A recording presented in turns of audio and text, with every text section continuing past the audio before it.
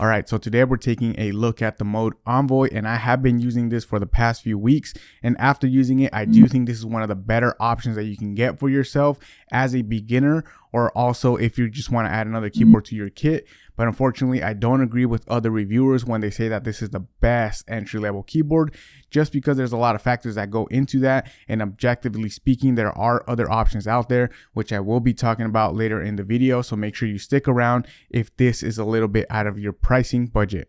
And I will be including a sound test of my keyboard with the Gateron inks on an FR4 plate at the end of the video. So make sure you guys stick around to hear that sound comparison, or kind of just the sound profile of this keyboard with an FR4 plate.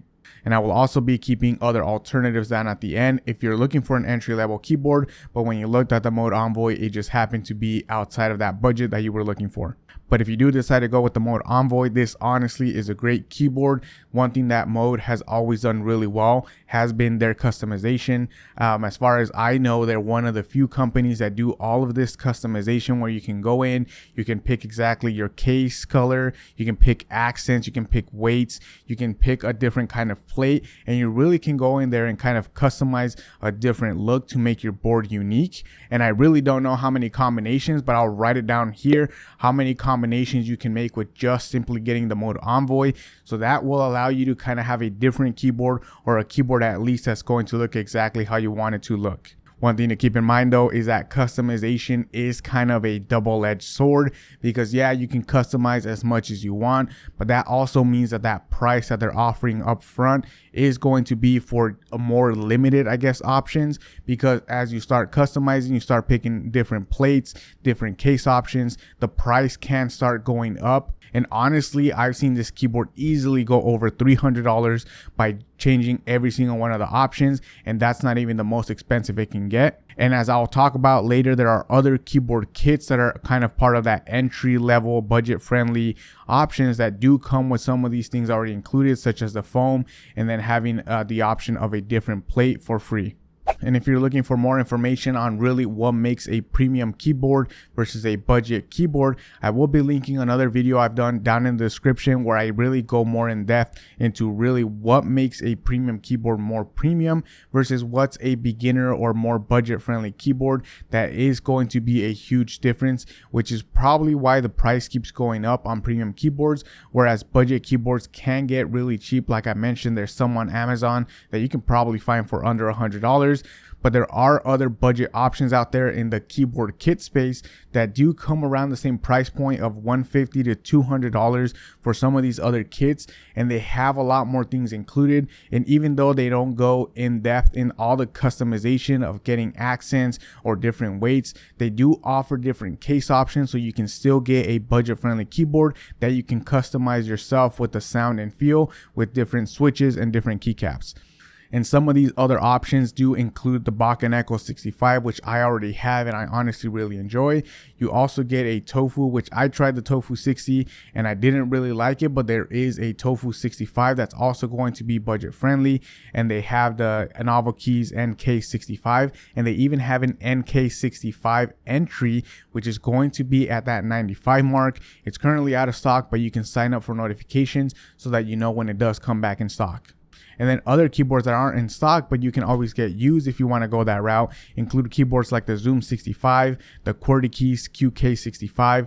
All of those are also entry-level keyboards that are around that 200 level mark.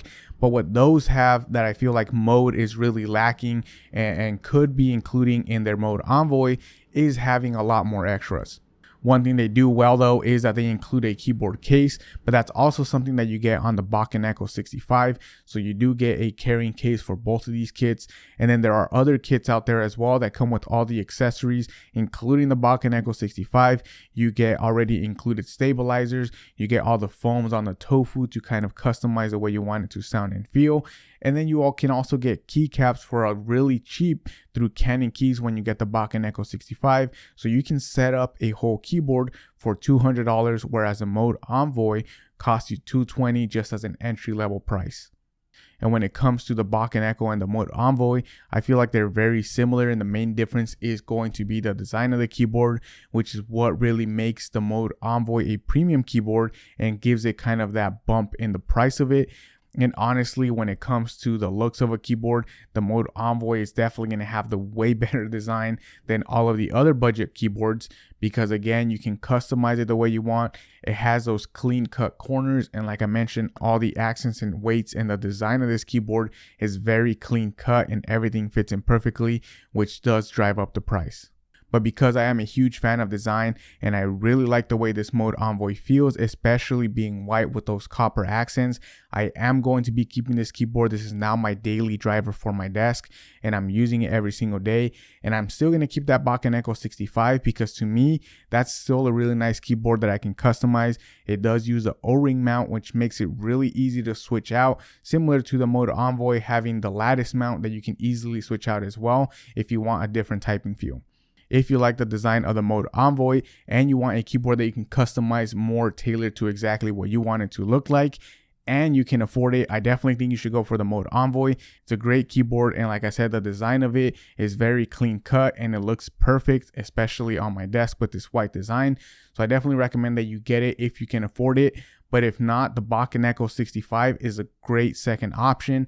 It's going to again serve you that easy to use keyboard, and with the O-ring mount, you're still going to get a similar sound experience, and you can still adjust it a little bit by switching in the internal weight. But I really don't think that the Mode Envoy and the Bach & Echo 65 are really in the same category. I would put the Mode Envoy more in the premium end of keyboards because it is going to be over $200 and it can easily get over $300, whereas the Bach & Echo 65 is easily under $200. And if you go with the cast aluminum rather than the CNC case, you can get a whole kit for under $200 and still get switches and keycaps as well.